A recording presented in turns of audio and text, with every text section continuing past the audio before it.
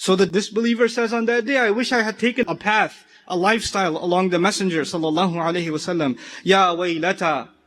One of the great scholars of the Arabic language, Dr. Fadl Salih Hassan al-Raim, very impressed with his work. He described in one of his lectures the difference between Ya waylati and Ya waylata. It's actually normally you say Ya waylati, and this is min asalib al-ta'ajjub, he says. It's from the forms of shock. When you see something you can't believe what's happening, you say Ya waylati. Actually, even nowadays in modern Arabic, they say Ya wayli when something shocking happens. But the ta is used to express even more shock, and when that shock is actually mixed with sadness. When there's hasra in it, when there's huzn in it, when there's gham in it, when there's bath in it, when there's sadness mixed into your cry, then you say Ya waylata. And that's what the ayah begins. Then it says laytani. If only. There's two kalimat, one of shock and one of depression. Why did I mess up?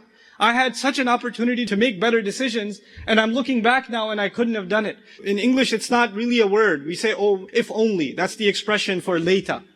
But it's looking back in sadness. Laytani. Oh, if only. And what does he say looking back? Lam attakhidh fulanan khalila. Beautiful words. He says, if only I didn't take so-and-so, some dude, as a friend.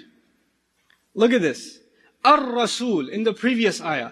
I should have been alongside the Messenger, sallallahu alaihi wasallam. And in the next line he says, man, I wish I didn't take that guy as my friend.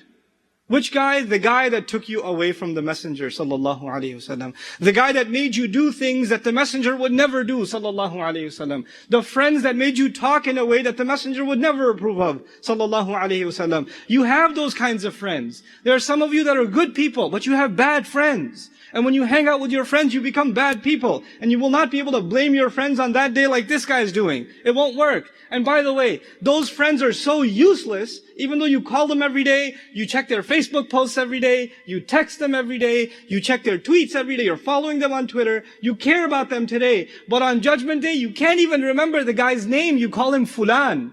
Fulan means so-and-so, etc., etc. What was that guy's name again?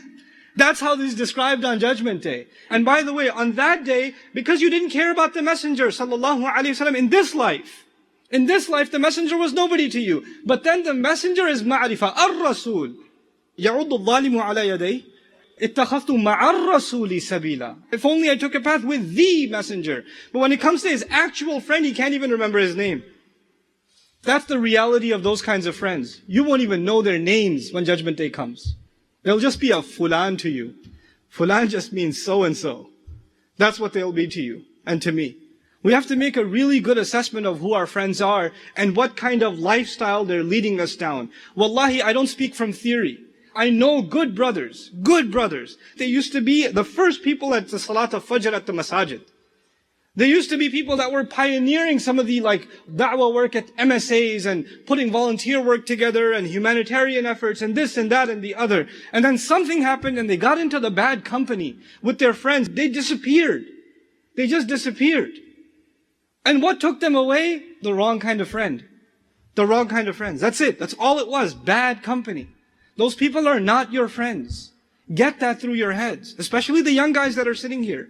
Those guys are not your friends. You know the guys that use foul language? And you realize it's a bad thing to hear or say. So you don't say it. At least, they say it, but I don't say it. No, it has an impact on you. It's tearing your soul down from the inside. It's eating away at you. And eventually, they will pull you away. And eventually, those words will come out of your mouth.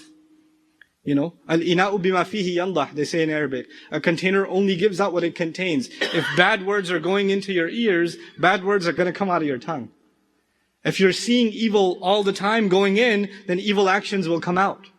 They'll come out. They don't just stay in. You can't just pretend that the things you watch and the things you hear and the places you go will not have an impact on your character. They will.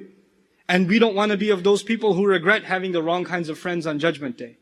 What this means then is you and I have to make a solid effort to find the company of people that make us more respectable. They make our manners better. They make our speech better.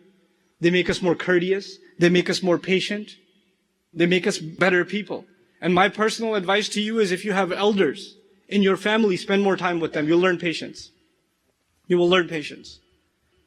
And if you have an ego problem, if you have a pride problem, Spend a lot of time with your parents, because they will put you down all the time, and it'll burn you, and you'll become humble. Spend a lot of time with your parents. I know you don't like spending time with your parents, because your dad's always telling you stuff, and you're like, I don't want to hear this. It's good for you. It builds your character, it builds your humility. There's a reason Allah told us to spend time with our parents. And there's a reason Allah told us to be patient with them. Allah does not tell us to be patient with our friends. He doesn't give us a specific ayah in the Qur'an to be patient with anybody else, but with parents.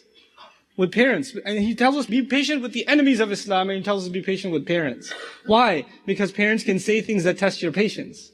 Allah knows. Allah knows. And that's why He told you to do it.